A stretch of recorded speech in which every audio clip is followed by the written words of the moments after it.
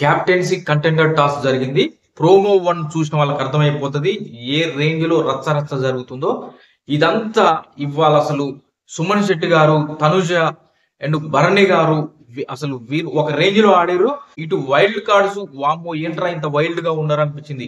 చిట్టి పికిల్స్ రమ్య గురించి అయితే హౌస్ మొత్తం మాట్లాడుకుంటారు. వామ్మో ఏంద్రయ్యమ్మ ఇట్లా ఉంది, ఈవెన్ మన సైడ్ ఎట్లాగానే తిప్పుకోవాలి అనే రేంజ్ లో ఈ టాస్క్ లో పర్ఫార్మెన్స్ ఉంది. ఆమె చేసింది ఒకటే, సైలెంట్ గా వచ్చింది. ఆమె భరణి గారిని టార్గెట్ చేసింది. భరణి గారిని పట్టుకొని లాక్కెళ్ళి ఎలా వేసింది ఏంటి అనేది హౌస్ మొత్తం టాస్క్ జరిగిన తర్వాత అందరూ కూడా ఆమె గురించి మాట్లాడుతున్నారు. రమ్యను మన సైడ్ ఎలాగైనా తిప్పుకోవాలరా, మనతోనే ఉంచుకోవాలి అనే విధంగా టాపిక్ హౌస్ మొత్తం మాట్లాడుకున్నారు. అంటే అర్థం చేసుకొని ఆమె పర్ఫార్మెన్స్, ఆమె ఫిజికల్ ఫిట్ ఎలా ఉందో. జనరల్ గా హౌస్ లోకి వచ్చిన తర్వాత పెద్దగా మాట్లాడట్లే, అది ఎక్కువ ఏదో ఒకటే ఆమె టార్గెట్ ఎవరు పెట్టుకుంది, డేమాన్ అండ్ రీతు. వీళ్ళ ఇద్దరికి అడ్డుపోయి ఆయనకు చెప్తుంది, ఇటు వచ్చి ఈమెకు చెప్తుంది. అది తప్పితే మిగతా వాళ్ళతోటి చాలా తక్కువ సందర్భాల్లో కలుస్తుంది, మాట్లాడుతుంది. పెద్దగా కంటెంట్ కూడా మనకి వీడియో ఫుటేజ్ కూడా ఎక్కువ రావట్లే. కానీ నిన్న సడన్ గా ఎంట్రీ ఈ టాస్క్ లో గనక చూస్తే మామూలుగా లేదు. వామ్ము ఏందిరా అనిపించింది.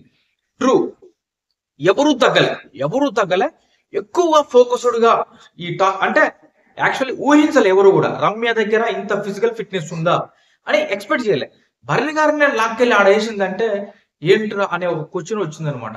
దాని పరంగా అందరు మాట్లాడుకురు. అంతకు ముందే ఎలివేషన్ కనుక ఆమె ఉంటే మనం రమ్య ఆడుతుంది కదా అనుకునే వాళ్ళం. కానీ సడన్ గా ఒక్కసారిగా ఇంత చూపించేసరికల్లా తట్టుకోలేకపోయారు ఎవరైనా. ఆ రకంగా ఉంది. కానీ ఎవరు కూడా తక్కువ వాళ్ళే. అసలు ఏ దమ్మ అసలు ఎంత చెప్పినా తక్కువే అనమాట. ప్రోమోలో చూస్తే ఒక్కొక్కరి గురించి నీట్ గా ఎక్స్ప్లెయిన్ చేస్తా చూడండి. ఎలా అంటే సాయి అసలు ఈ ఫస్ట్ టాస్క్ గెలవాల్సింది వైల్డ్ కార్డ్స్ కాదు, ఓల్డ్ కంటెస్టెంట్స్ గెలిచేవారు. కానీ అది దురదృష్టమో ఏమో గానీ ఒక్క సెకండ్ తేడాతోటే 2-3 గోల్స్ వాళ్ళకి చేతుల్లో నుంచి చేజారిపోయినాయి. First goal almost Suman Shetty గారు గోల్ చేసేసారా అనిపించింది. కానీ చుట్టూ ఎంత సెకండ్ పార్ట్ అంటే రెప్ప పాటులో సాయి ఆ గోల్ అందుకొని వేసేస్తాడు, ఆ బాల్ అందుకొని గోల్ చేసేస్తాడు. అలా ఫస్ట్ ది వాళ్ళ చేయి జారిపోతుంది. ఎలా జారిపోయింది ఏంటిది అనేది క్లియర్ గా చూద్దాం. ఫస్ట్ సాయి అండ్ భరణి గారు ఇప్పుడు బజర్ మోగుతుంది, బజర్ మోగానే రెడీగా ఉంటారు. బజర్ మోగానే ఇద్దరు ఫాస్ట్ గా ఉరికొస్తారు. అందరికంటే ఫాస్ట్ గా ఉరికొచ్చేది భరణి గారు. ఈ విషయంలో భరణి గారిని తక్కువ చేసేది ఏం లేదు. ఎంత ఫాస్ట్ గా వచ్చి బాల్ అనుకుంటాడంటే. అయితే మైనస్ ఏమైందంటే ఇక్కడ అంతే ఫాస్ట్ గా వచ్చి బాల్ ని టచ్ చేసిండు కానీ వెనక నుంచి వచ్చినటువంటి ఫోర్స్ ని ఆపలేకపోయాడు. అలానే ముందుకు ఉరిగిపోయాడు ఆయన. బాల్ ని టచ్ చేసి అట్లే ముందుకు పడిపోయాడు.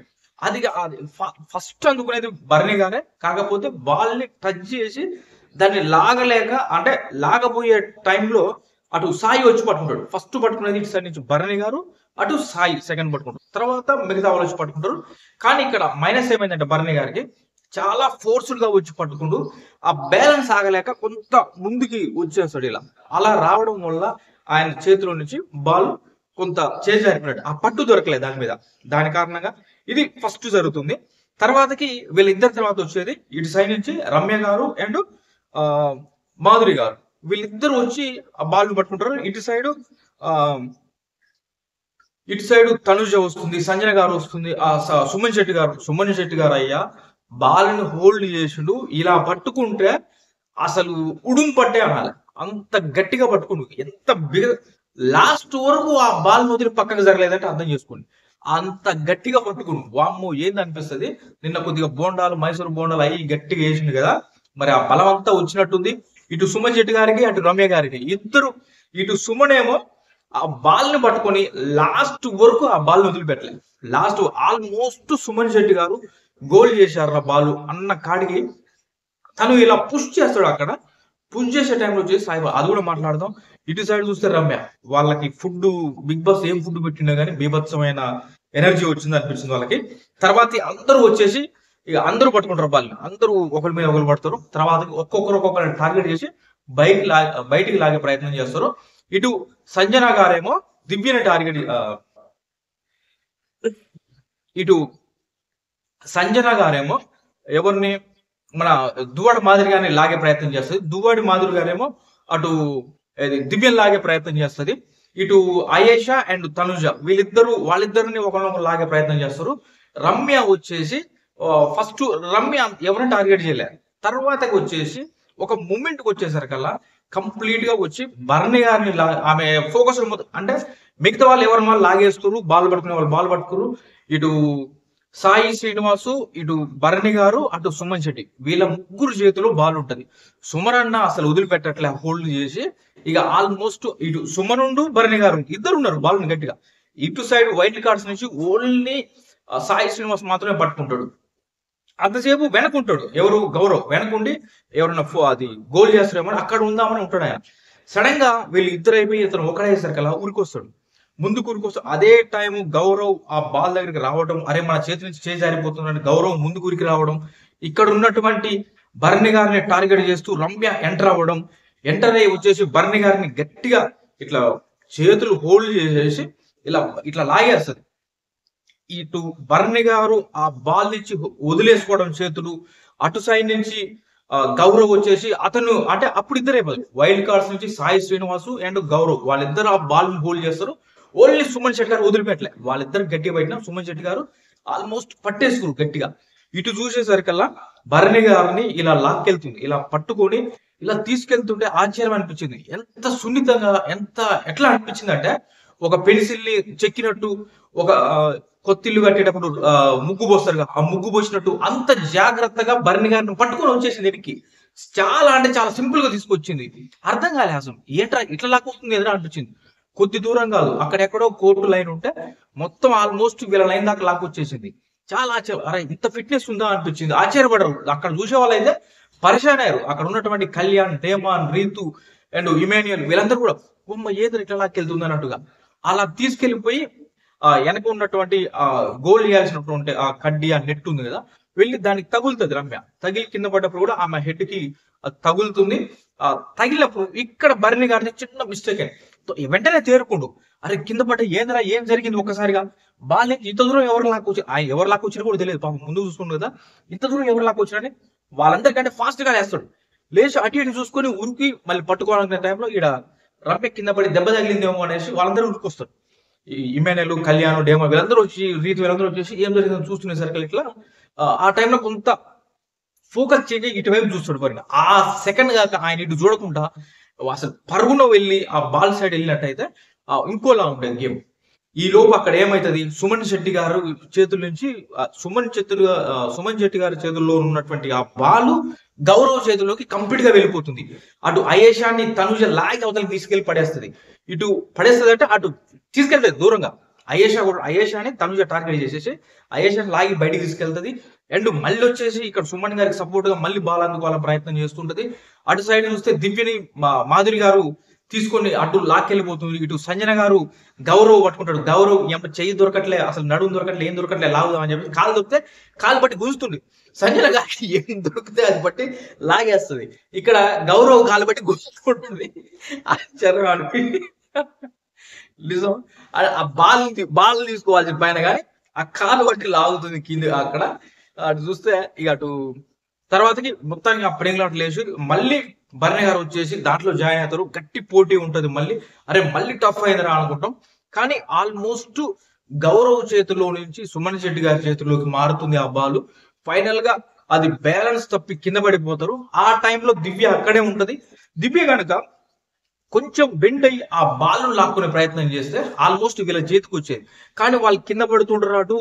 ఇటు దివ్యను ఎనికి లేచి ఇట్లే చూస్తుంటది ఆశ్చర్యంగా. అంటే కింద పడదాం ఏమనుకుందాం కానీ మొత్తానికి లేచి నిలబడి ఇలానే చూస్తుంది. అటు తనుజ బ్యాక్ సైడ్ నుండి లాక్కునే ప్రయత్నం చేస్తుంది. కానీ వీళ్ళు ఒక్కసారిగా అది గౌరవ్ చేతిలోకి ఎంటర్ అయ్యి మళ్ళీ ఇట్లా లాగేసరికల్లా అటు తనుజ కింద పడబోతుంది. తర్వాతకి ఇటు సుమన్ శెట్టి గారి చేతిలో ఉన్నటువంటి సుమన్ శెట్టి గారి చేతిలోకి వస్తుంది కింద పడే టైంలో.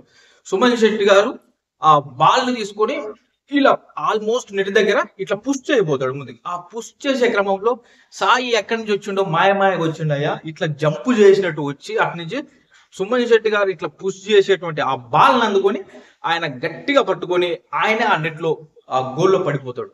ఆ రకంగా గోల్ వీళ్ళ చేతిలో నుంచి వాళ్ళ చేతిలోకి వెళ్ళిపోయింది. అక్కడ ఒక్కటి భరణి గారిని రమ్య గనక హోల్డ్ చేయకపోతే వైల్డ్ కార్డ్స్ ఫెయిల్ అయ్యేవారు ఖచ్చితంగా. అటు భరణి గారి టీమే గెలిచేది, ఓల్డ్ హౌస్ మేట్స్ వాళ్ళు గెలిచేవాళ్ళు. ఓల్డ్ హౌస్ మేట్స్ లో ఎవరు తక్కువగా వాళ్ళే. సంజన గారు ఆమె చేతనైతే చేతులు పడి చేతులు లాగుతుంది, కాళ్ళు లాగుతుంది, అది ఎక్కడ దొరికితే అక్కడ పెట్టి లాగుతుంది. అసలే ఆమె చాలా నవ్వు చూసేటప్పుడు అనిపిస్తుంది. తర్వాతకి దివ్య మాక్సిమం పోరాటం చేసింది. దివ్యని గట్టిగా హోల్డ్ చేసే క్రమంలో ఆమె మాధురి గారు కంప్లీట్ గా దివ్యని టార్గెట్ చేసింది. ఇటు అయేషా అండ్ తనుజ వాళ్ళిద్దరి మధ్య జరిగింది. ప్లస్ తనుజని అయేషా టార్గెట్ చేసింది అండ్ రమ్య టార్గెట్ చేసింది. వీళ్ళిద్దరు కూడా టార్గెట్ చేసింది. అయినా సరే వాళ్ళ దగ్గర నుంచి విడిపించుకొని మాక్సిమం వెళ్ళి బాల్ ని పట్టుకునే క్రమం అయితే మాక్సిమం ట్రై చేసింది. అంటే టాస్క్ లో తనుజ, సుమన్ శెట్టి, సంజన గారు అండ్ భరణి గారు, అటు చూస్తే దివ్య ఎవరు తగ్గలేదండి. ఎవరికి చేత అసలు 100% ఇచ్చేసారు. 100 మనం గెలవాలరా అదే ఒక్కటే వాళ్ళ టార్గెట్, కానీ ఇచ్చి పడేసారు. కానీ యువతలో వైల్డ్ కార్డ్స్ కూడా ఏ మాత్రం తగ్గలే. ఎందుకంటే వాళ్ళకు వచ్చినటువంటి ఫస్ట్ అవకాశం, వాళ్ళు ఆడుతున్నటువంటి ఫస్ట్ టాస్క్ కాబట్టి వాళ్ళు కూడా ఏ మాత్రం తగ్గలే. ఒకరినొకరు కంప్లీట్ గా టాస్క్ చేశారు. ఇక్కడ వైల్డ్ కార్డ్స్ లో ఆల్మోస్ట్ ఎక్కువ టార్గెటెడ్ గా అనిపించింది మాత్రం రమ్య. అటు గౌరవ్, శ్రీనివాస్ సాయి వాళ్ళిద్దరు బలంగానే ఉన్నారు. కాకపోతే భరణి గారిని హోల్డ్ చేసే పనిలో రమ్య సక్సెస్ అయింది. లేకపోతే గనక రమ్య గనక భరణి గారిని హోల్డ్ చేయకపోతే 100% ఓల్డ్ హౌస్ మేట్సే మన వాళ్ళే గెలిచేవారు. మన వాళ్ళే అంటే అదే ఇన్ని రోజులు మన వాళ్ళు అయ్యారు కదా, వాళ్ళు గెలిచేవారు. లేదంటే అదొక్కటి అసలు ఎక్స్పెక్ట్ కూడా చేయలేదు. రమ్య గురించి హౌస్ మొత్తం మాట్లాడుతున్నారు. వామ్మ ఏందిరా రమ్య, రమ్యని మన సైడ్ తీసుకోవాలి, ఏమన్నా చేసే రమ్యని మన సైడ్ తీసుకోవాలి. అంతసేపు పెద్దగా రమ్యని ఎవరు పట్టించుకోలేదు. రమ్య కూడా చాలా సాదా సీదాగా ఇలా అనుకుంటూ అటు తిరుగుతూ ఇటు తిరుగుతూ ఫుడ్ బిగ్ బాస్ అయ్యేటట్టు వాళ్ళకి వచ్చే ఫుడ్ తినటం అది ఇది ఈ పనిలో తప్పితే అసలు ఎక్కువ ఫుటేజ్ కూడా లేదు. ఎప్పుడన్నా డేమన్ కాడికి పోయి మాట్లాడినప్పుడు ఇచ్చేవాళ్ళు, ఇటు సైడ్ రీతు దగ్గరికి వెళ్ళి మాట్లాడుతుంటే ఆ 2 సీన్లు చూపించేవారు. మిగతా ఫుడ్ గురించి అడిగినప్పుడు అది తప్పితే మిగతా ఏం లేదు. కానీ ఈ రోజు టాస్క్ లో అనుకోని రీతిలో ఆమె చేసినటువంటి పర్ఫార్మెన్స్ మాత్రం బీభత్సం అనిపించింది. టాస్కుల్లో ఇచ్చి పడేస్తుందరా రమ్య అనేది అయితే ఒక క్లారిటీ వచ్చింది 100%. చూద్దాం ఏం జరుగుతుందో ముందు ముందు. మరికొన్ని అప్డేట్స్ తో మరో వీడియోతో మీ ముందుకు వస్తా. నా వీడియోస్ కనుక మీకు నచ్చినట్లయితే లైక్ చేయండి, హైప్ చేయండి, మీ ఒపీనియన్ కామెంట్ చేయండి, సబ్స్క్రైబ్ చేసుకోండి. Thank you friends.